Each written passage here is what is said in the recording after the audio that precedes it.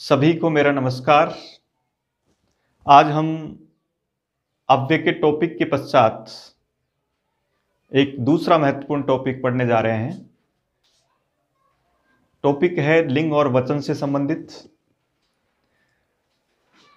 रीट और सभी परीक्षाओं में लिंग और वचन से संबंधित प्रश्न आते हैं और उन प्रश्नों को किस प्रकार से हल किया जाए। लिंग का जो प्रश्न है उसमें कुछ इस तरह की स्थितियां आती है जिनके आधार पर हम शब्द को पुल्लिंग, स्त्रीलिंग और नपुंसकलिंग बता सकते हैं। काफ़ी कुछ इस तरह की वस्तु स्थितियां होती है जिनके आधार पर अधिकांश शब्दों में हम उसकी लिंग के बारे में अपना उत्तर राइट दे सकते हैं।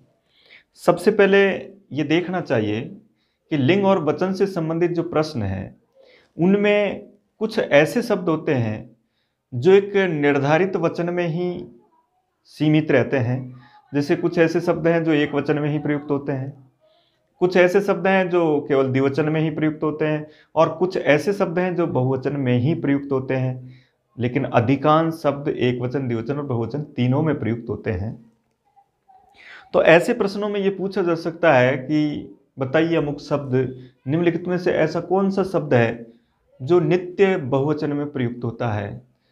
तो जैसे कई बार ऐसे शब्द आते हैं, जैसे दार शब्द है जिसका अर्थ स्त्री है, और अब दार शब्द हमेशा बहुवचन में प्रयुक्त होता है और वो शब्द भी पुल्लिंग में ही प्रयुक्त होता है। इसलिए कहीं ऐसा पूछ लिया जाए कि अधोलिखित शब्दों में से वह शब्द कौन सा है जो नित्य बहुवचन में प्रयुक्त होता है, तो दार जैसा शब्द है। इसी तरह जैसे अपशब्द है, अपशब्द नित्य बहुवचन होता है लेकिन वो स्त्रीलिंग में होता है। कुछ ऐसे शब्द हैं जो एक वचन में ही प्रयुक्त होते हैं जबकि अर्थ उनका बहुवचन जैसा नजर आता है।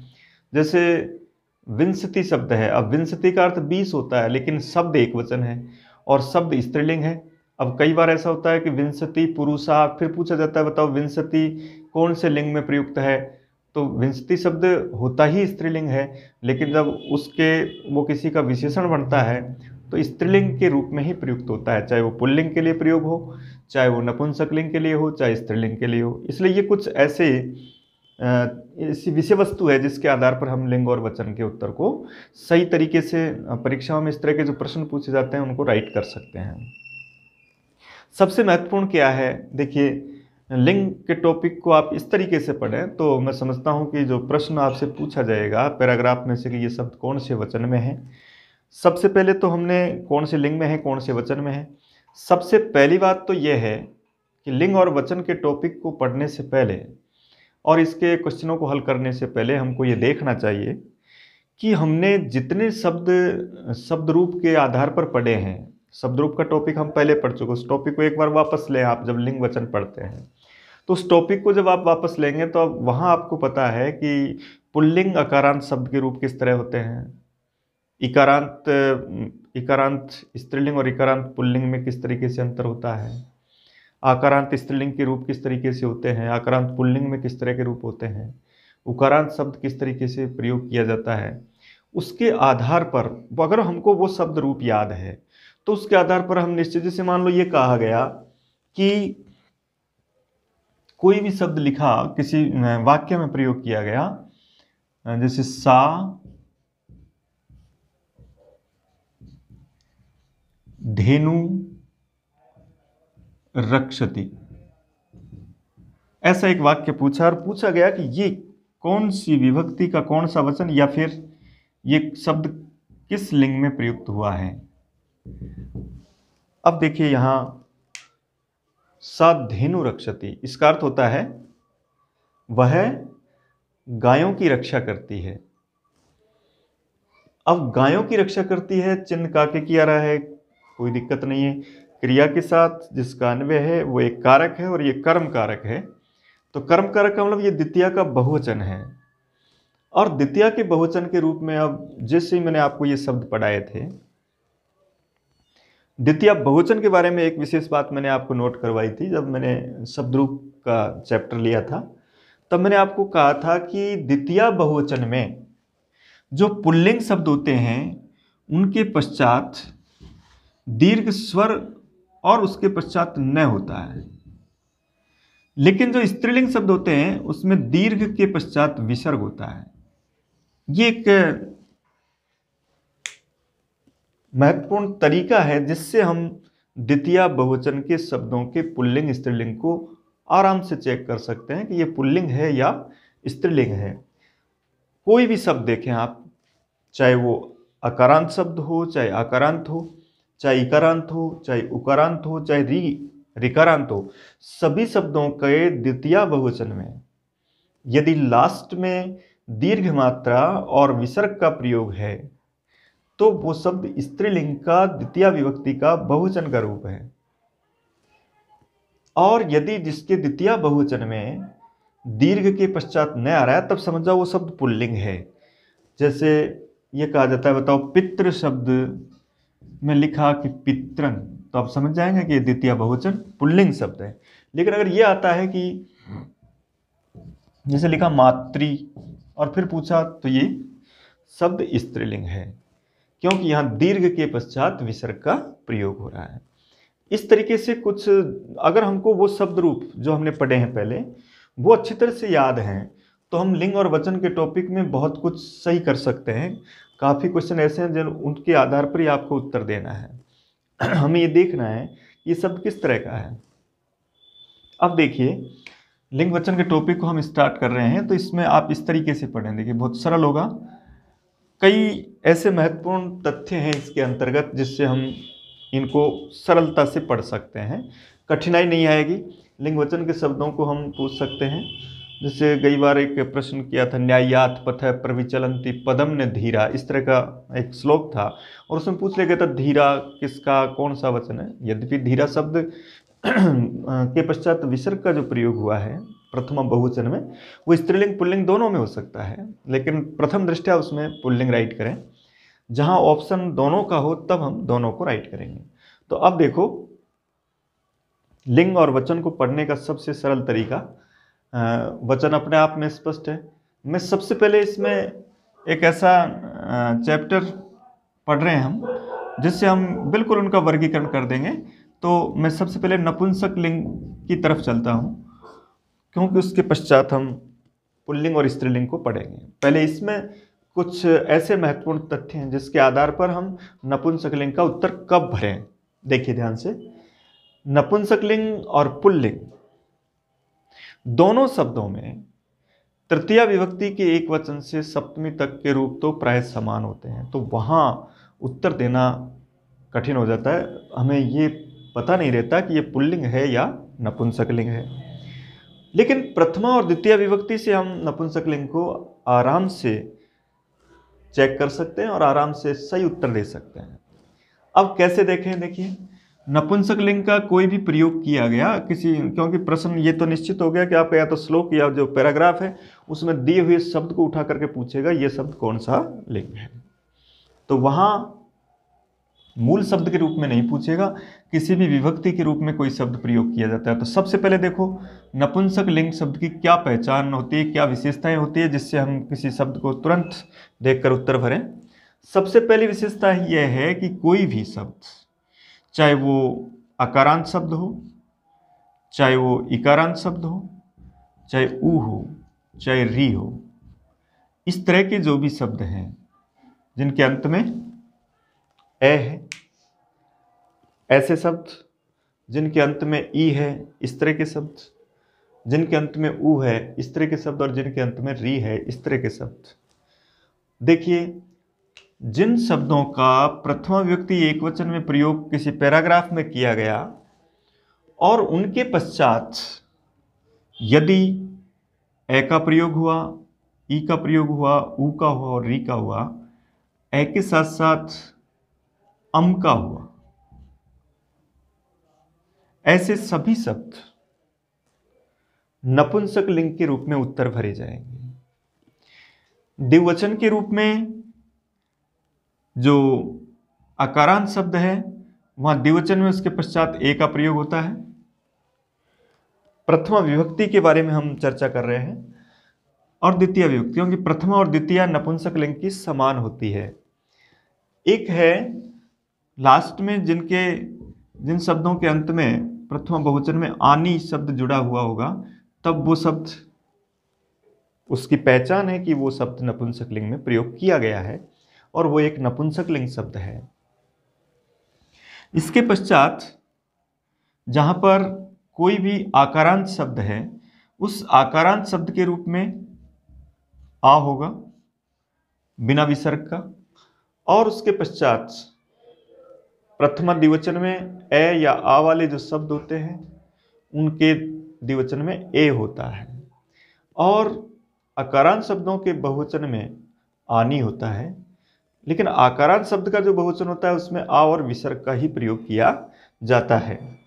इसी तरह से जहाँ इकारांत शब्द है वो पुल्लिंग और स्त्रीलिंग में प्राय समान होते हैं, लेकिन जहाँ पर यहाँ हम इस समय नपुंसक लिंग को विशेष देख रहे हैं, और उस नपुंसक लिंग के रूप में जब जैसे देखिए आकारांत जो शब्द है वो स्त्रीलिंग का जो प्रयोग होता है वो बिना विसर्ग का होता है, लेकिन यहाँ इस समय हम नपुंसक लिंग शब्दों की पहचान पढ़ रहे हैं कि कब हम उस शब्द को देखकर नपुंसक लिंग के रूप में उत्तर भरें।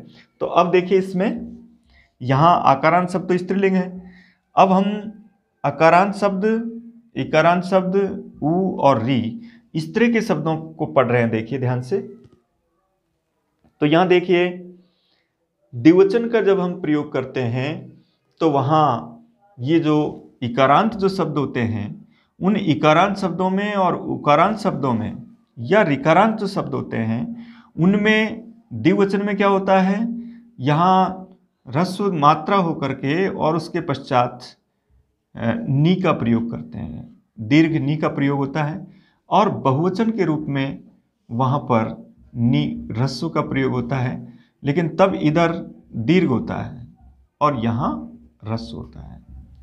देखिए प्रथमा विभक्ति और द्वितीय विभक्ति के सभी शब्द इस तरह की सारणी से, जो इतना ज़्यादा कठिन नहीं है, उसके आधार पर हम कई नपुंसकलिंग शब्दों को पहचानेंगे। देखिए अब ये लिखा गया, देखो कि जहां प्रथमा एक, अब आपसे पूछा गया कि बताओ, मैंने लिखा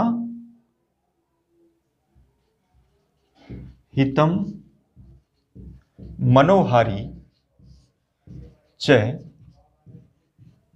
दुर्लभम वचः। अब इसमें कहा गया कि रेखांकित पद कौन से लिंग में प्रयुक्त हुआ है। सीधा सा उत्तर है, देखिए यहाँ ई आ रहा है, ई के पश्चात विसर्ग का प्रयोग नहीं है। जब इन चारों के पश्चात विसर्ग का प्रयोग नहीं हो, ऐसी स्थिति में प्रथमा विभक्ति में प्रयोग किए गए वो सभी शब्द, उसमें आपको नपुंसकलिंग उत्तर भरना है। अब आपसे कहा गया कि बताओ, ये एक लाइन है, हितम मनोहारी च दुर्लभम वचः, इसमें आपको लिंग बताना है और मनोहारी शब्द बताना है। तो देखिए यहाँ ई ह्रस्व है, उसके पश्चात विसर्ग का प्रयोग नहीं है। अब हम उत्तर भरेंगे, ये शब्द नपुंसकलिंग है। इधर देखा कि ये प्रथम विभक्ति के एक वचन में प्रयोग किया गया, तो हितम कौन सा लिंग है। अब यहाँ ये आपस में एक दूसरे के विशेषण बनने जा रहे हैं, ये भी एक तरीका होता है। कई बार मान लो कोई शब्द, आपको उस शब्द का लिंग पहचानने में थोड़ी कठिनाई आ रही है, तब आपको उस पूरे वाक्य में जैसा भी आपको आता है वैसा आप अर्थ करें। हो सकता है आपको किसी एक शब्द का अर्थ नहीं आ रहा हो, दो का नहीं आ रहा हो, लेकिन किसी एक शब्द का आ सकता है और उससे आप अंदाजा लगा सकते हैं, अनुमान से उसका अर्थ कर सकते हैं। आप जैसे अनुमान से उसका अर्थ करेंगे, तो जैसे हितकारी, मनोहारी, दुर्लभ वचन, ये च से तो दोनों जुड़ गए, हितकारी और मनोहारी, फिर वचन दुर्लभ होते हैं। अब इसका मतलब यहाँ सभी ये वचन के विशेषण होने जा रहे हैं, हितम भी और मनोहारी भी और दुर्लभ भी, ये सब वचन का विशेषण है। और अब जब वचन में जो विभक्ति आ रही, जो वचन आ रहा है और जो लिंग आ रहा है, वही इसके विशेषण में आएगा। तो इस तरीके से अब ये नपुंसकलिंग है। इसका मतलब हितम, अब ये अम के रूप में, अकारांत शब्द अम के रूप में आ रहा है, दुर्लभम अकारांत शब्द अम के रूप में आ रहा है। इनमें हम उत्तर बता सकते हैं कि नपुंसकलिंग है। मनोहारी का बता दिया, रहा केवल वचय का। वचय के लिए लास्ट में एक नियम है कि कुछ ऐसे शब्द हैं सकारांत जिनके अंत में स होता है। ऐसे शब्दों के नपुंसक लिंग शब्द के प्रथम व्यक्ति एक वचन में विसर्ग का प्रयोग होता है। प्रथम व्यक्ति एक वचन और द्वितीय विभक्ति एक वचन दोनों में ही, क्योंकि ये तो निश्चित है कि नपुंसक लिंग शब्द जो होंगे उनकी प्रथम व्यक्ति की जैसा के जैसा ही द्वितीय विभक्ति होती है। अब प्रथम विभक्ति जैसी द्वितीय, तो प्रथम विभक्ति को ही हम कंप्लीट कर लें और वो द्वितीय के रूप में। तो प्रथम व्यक्ति का देखा आपने, जो भी अकारांत शब्द है, जो भी ई वाले शब्द हैं, ऊ या री वाले शब्द हैं, वो प्रथमा विभक्ति एक वचन में बिना विसर्ग का प्रयोग किया जाएगा और ह्रस्व मात्रा ही रहेगी। इसके बाद आगे चलते हैं। अब द्विवचन में क्या होगा, तो द्विवचन में जैसे ए वाला शब्द है उसको फलम, फले, इस तरह का प्रयोग होगा। और लास्ट में उसमें आनी, आनी को भी आप इसी से पहचान ले चाहे तो, यहाँ ई है ह्रस्व और उसके पश्चात को, लेकिन फिर भी इसको एक अलग से रूप याद कर लें आप, क्योंकि आनी सभी में जुड़ रहा है, जैसे फलानी, पुस्तकानी, चित्राणी आदि सब। तो ऐसे सभी शब्द जैसे आपको लिखाया गया बालकः चित्राणी पश्यति, अब कहा गया चित्राणी कौन सा लिंग है, तो आनी शब्द देख करके वो नपुंसक लिंग शब्द का उत्तर आपको भरना है, यानी चित्र शब्द नपुंसक लिंग है, उसके रूप में आप अपना उत्तर भर सकते हैं। इसके बाद देखो ये इसके बहुवचन के रूप में हुआ। इसके बाद यहाँ आते हैं हम, जैसे वारी, वारिणी, वारिणी, तो यहाँ देखा आपने वारी, वारिणी और वारिणी, इसको आप उत्तर दे रहे हैं आराम से, क्योंकि ये ई ह्रस्व है और पीछे विसर्ग का प्रयोग नहीं हो रहा है। इसके रूप में भी आपका ये उत्तर मिल रहा है आपको। यहाँ ह्रस्व के रूप में इसका उत्तर मिल रहा है आपको, बिना विसर्ग का है। उसका जब नपुंसक लिंग शब्द के द्विवचन की पहचान क्या होती है, उसका जो मूल शब्द होता है, अधिकांश शब्दों में उनके जो मूल शब्द होते हैं इकारांत उकारांत के रूप में, उनके पश्चात ये नी जुड़ता है और उसके बहुवचन में ये नी ह्रस्व होता है, लेकिन इधर का अक्षर दीर्घ हो जाता है। इसके आधार पर इनका उत्तर हम दे सकते हैं कि ये कौन सा लिंग है। और ये वचय, वचसी, वचांसी, तो वहाँ देखिए वचसी, वचांसी, तो द्विवचन के रूप में हम आराम से इस तरह से उत्तर खोज सकते हैं।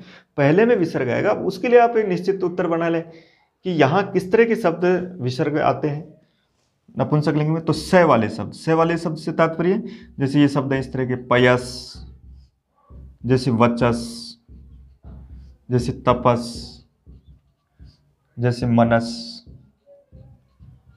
जैसे यशस, जैसे सिरस, ये इस तरह के शब्द हैं स वाले, जो जिनका प्रयोग हम ऐसे शब्दों के लिखे हुए सभी शब्द नपुंसक लिंग में उत्तर भरें। ये कहा जाए कि बताओ मने शब्द कौन सा लिंग है, तो मनस शब्द आ रहा है इसमें, मने शब्द भी कौन सा लिंग है, नपुंसक लिंग। यशय शब्द भी कौन सा लिंग है, नपुंसक लिंग। इसी तरह से एक है जैसे धनुष, एक है जैसे सर्पिस, ये सभी शब्द नपुंसक लिंग के रूप में प्रयोग होते हैं। इसलिए यहां देखो इनमें सभी शब्दों के साथ सभी की जगह पर विसर्ग का प्रयोग होता है। सिरय, धनु, सर्पी, इस तरीके से प्रयोग करते हैं।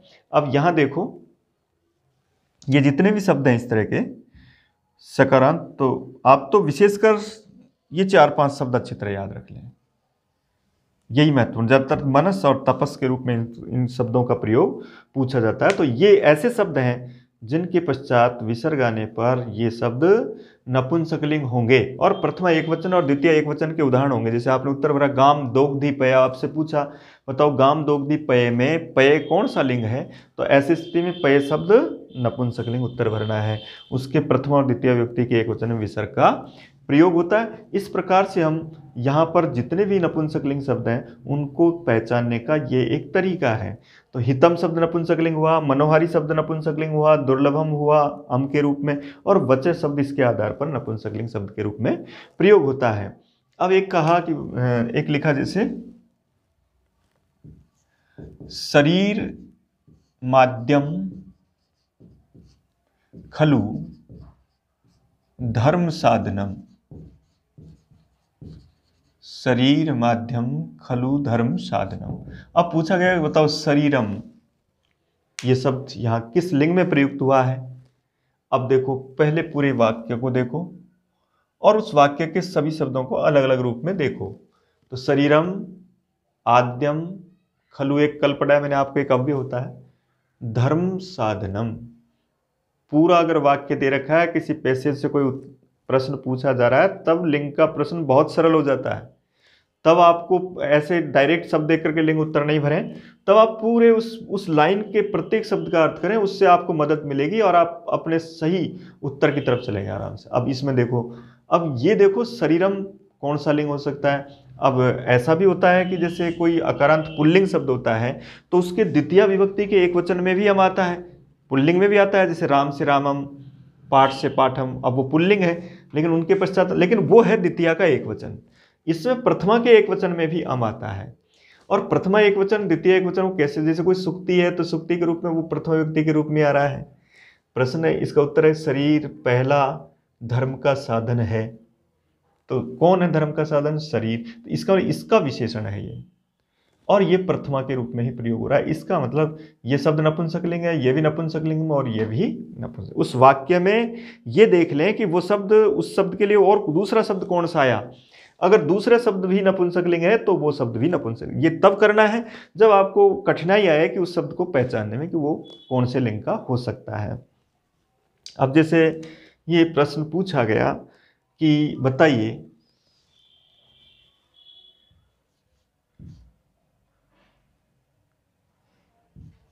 सर्म और कर्म और चर,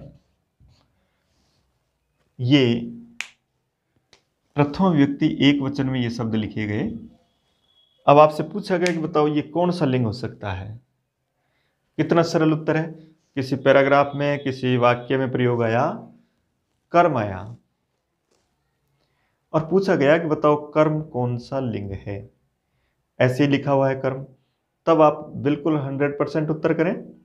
ए के पश्चात अगर विसर्ग नहीं है और उसका वाक्य में प्रयोग हो रहा है प्रथम व्यक्ति के रूप में, तब वो सभी शब्द नपुंसकलिंग। इसलिए सर्म शब्द नपुंसकलिंग है, कर्म शब्द, चर्म शब्द जिसका वाक्य में प्रयोग हुआ है। अब ये कहा जाता है कि बताओ ये कौन सा लिंग है। शर्मा। तो ये शर्मन शब्द का पुल्लिंग के रूप में, नकारांत शब्द पुल्लिंग के रूप में आकारांत होगा, इसलिए वहां इसके रूप में प्रयोग करेंगे। तो ये अब ये कहीं इसमें मिल ही नहीं रहा है, क्योंकि यहां आ नहीं होना चाहिए। नपुंसकलिंग में रस्व हो जाता है, रस्वो नपुंसके प्रातिपदिक रस्व हो जाता है। ऐसी स्थिति में ये ए, ई, उ, री, ये सब रस्व हैं। इसलिए यहां ये एक तरीका है, इसके रूप में आप उत्तर भरें। अब ये कहा गया तस्य महत कर्म पठनम अस्ति,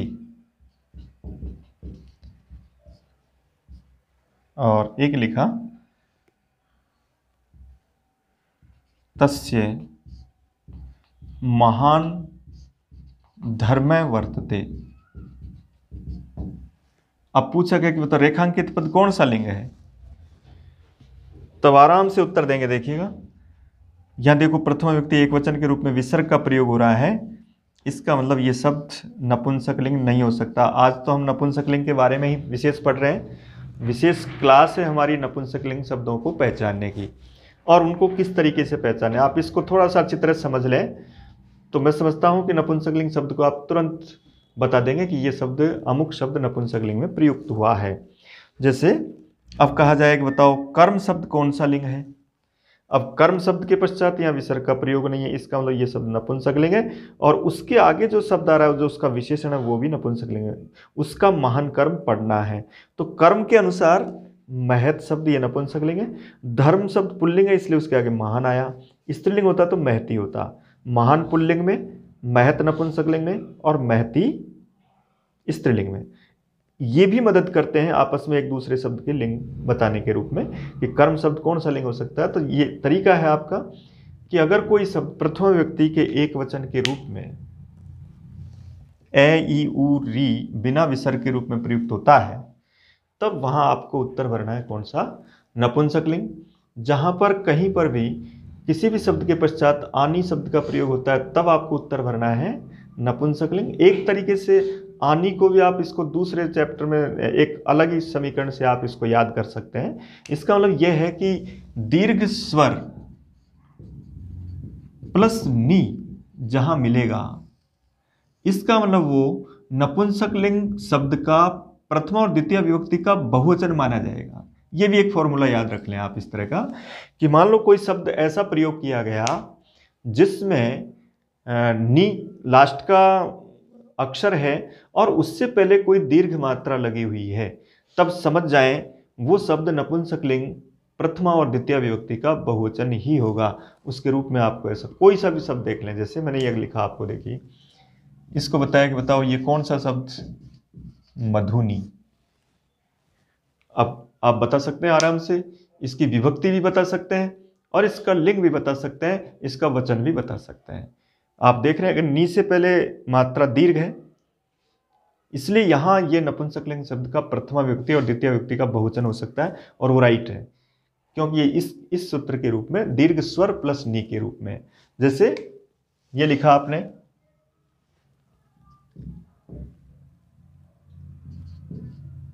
हित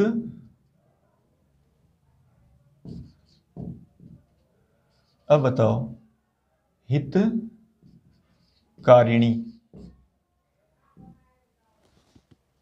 यह शब्द नपुंसकलिंग का हो सकता है कि नहीं हो सकता है, इसका भी आप उत्तर दे सकते हैं आराम से। नपुंसकलिंग के लिए हमने क्या लिख रखा है, देखो इधर ए ई उ और री बिना विसर्ग का होगा, प्रथमा व्यक्ति एक वचन का ऑप्शन आएगा। उसके पश्चात एक वचन में अम भी आ सकता है, महलंत हो सकता है, या और कोई शब्द भी हलंत के रूप में तो पाए जा सकते हैं, जो हलंत शब्द होते हैं। उसका दूसरा आंसर नपुंसकलिंग का प्रथमा और द्वितीय व्यक्ति के बहुवचन के लिए यह शर्त दीर्घ स्वर प्लस नी, तो यहां देखिए दीर्घ स्वर प्लस नी रस्व नहीं है, नी दीर्घ है। एक और मैंने लिखाया था आपको यहां कि नी दीर्घ होगा और वहां उसके साथ रस्व का प्रयोग करेंगे, जैसे वारिणी का प्रयोग किया आपने। अब यहाँ जो वारिणी जो शब्द प्रयोग कर रहे थे हम, और वहाँ हितकारिणी जो शब्द प्रयोग कर रहे थे, तो जैसे इस तरह का हम कोई भी प्रयोग करते हैं तो यहाँ हितकारिणी शब्द एक तरह से ये स्त्रीलिंग शब्द है।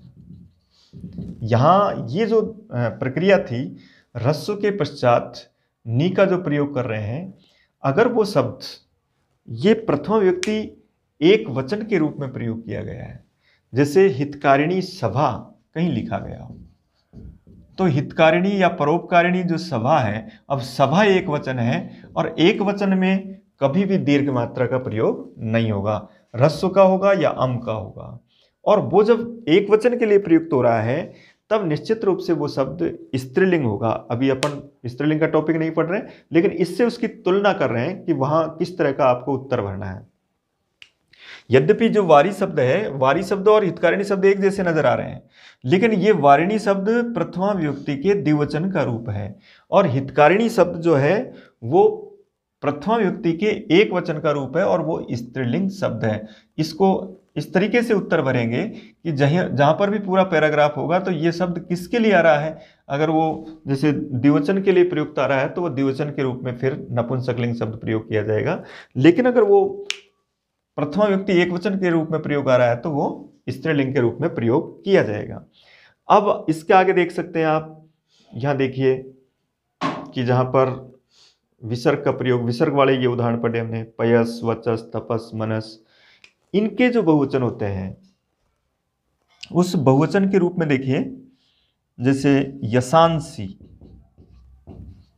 तो यशांसी में देखिए यार ई रस्व है और बिना विसर्ग का है, ये भी प्रथमा व्यक्ति बहुवचन, ये इन शब्दों के हैं जो सकारांत शब्द होते हैं उनके बहुवचन के रूप में यश, एक शब्द कोई सा भी पढ़ लें, जैसे आपने पयस पढ़ा, पय, पयसी, पयांसी, तो अब सारे ऐसे ही चलेंगे, धनु, धनुषी, धनुंसी, इसी तरह वचय, वचसी, वचांसी, तपह, तपसी, तपांसी, इस तरीके से। तो ये सारे के सारे शब्द नपुंसकलिंग के रूप में इस तरीके से प्रयोग है। ये शब्द ऐसे शब्द आ सकते हैं, जैसे कहीं पर भी पूछा जा सकता है, बताओ मने शब्द कौन सा लिंग है, हम अकारांत विसर्ग को देख करके पुल्लिंग भर जाते हैं, क्योंकि पुल्लिंग जब पढ़ेंगे तो उसमें एक नियम होगा कि अकारांत विसर्ग के रूप में पुल्लिंग का प्रयोग किया जाता है, लेकिन जो स वाले शब्द होते हैं उनके पश्चात जो विसर्ग का प्रयोग हो रहा है वो शब्द नपुंसक लिंग में प्रयोग किए जाते हैं।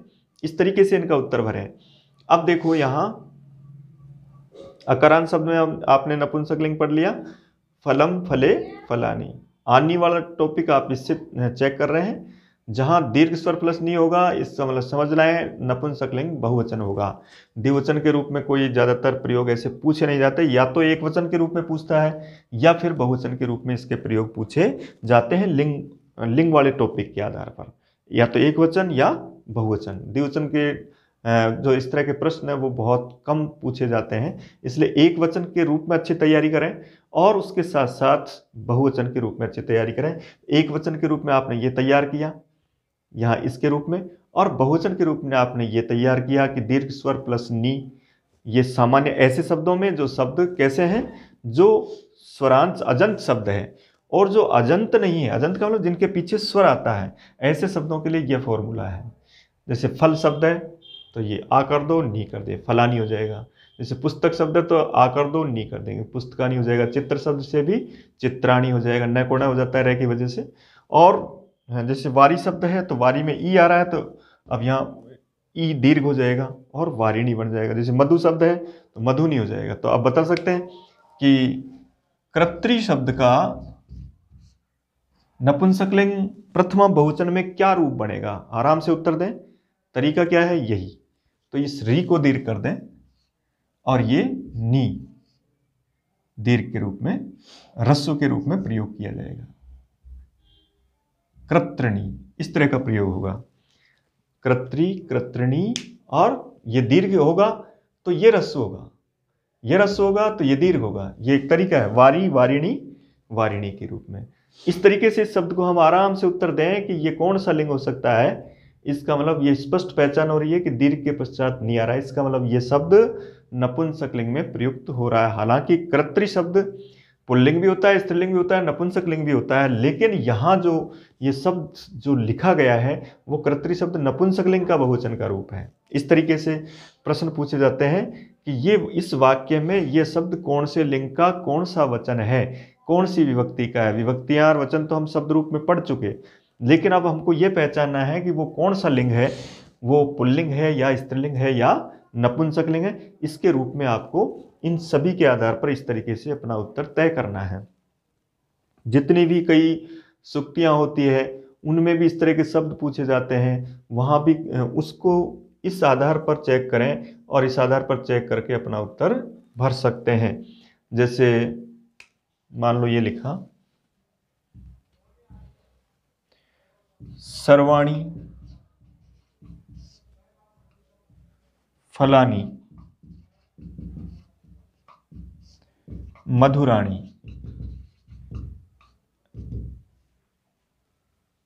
एक लिखा ईमानी। अब देखिए चारों शब्दों को देखें आप। ईमानी शब्द पूछा जाए तो आप उत्तर आराम से उत्तर भरेंगे। आ और नी के रूप में सभी चारों शब्द एक जैसे हो रहे हैं, ये सभी फल मीठे हैं। तो ऐसी स्थिति में सभी में देखिए आनी शब्द, इसका मतलब ये सब प्रथमा विभक्ति बहुवचन के रूप, और उत्तर भरें कौन सा लिंग है, नपुंसक लिंग के रूप में आपको ऐसा उत्तर भरना है। नपुंसक लिंग शब्द का प्रथमा द्वितीय विभक्ति ही पुल्लिंग से चेंज होती है, बाकी तृतीया से नपुंसक लिंग और पुल्लिंग के शब्द एक जैसे होते हैं, और एक जैसे होने के कारण वहाँ पहचान पाना थोड़ा कठिन है। लेकिन जो वाक्य होता है उसमें प्रश्न भी लिंग के जो टॉपिक के प्रश्न है वो परीक्षा विशेष को देखते हुए इस तरह के सरल प्रश्न पूछे जाते हैं कि वहाँ उसमें जो प्रथम विभक्ति में जो प्रयोग किया गया अधिकांश है उनसे ही आपको उत्तर तलाशना है और उनसे आप अपना उत्तर आराम से भर सकते हैं। तो आज हमने ये नपुंसक लिंग के बारे में कुछ इसके बारे में पढ़ा है। मैं समझता हूँ आज आप इस पर थोड़ा तैयारी करेंगे और जितने भी कहीं शब्दों का कलेक्शन है उनको प्रथम व्यक्ति के रूप में सभी शब्दों का आप उत्तर देंगे, ये नपुंसक लिंग का है या नहीं, केवल हाँ या ना में आप उत्तर भरें और फिर इससे चेक करें, आपका उत्तर निश्चित रूप से सही होगा। कल इससे आगे की क्लास में हम फिर वापस आपके सामने उपस्थित होंगे।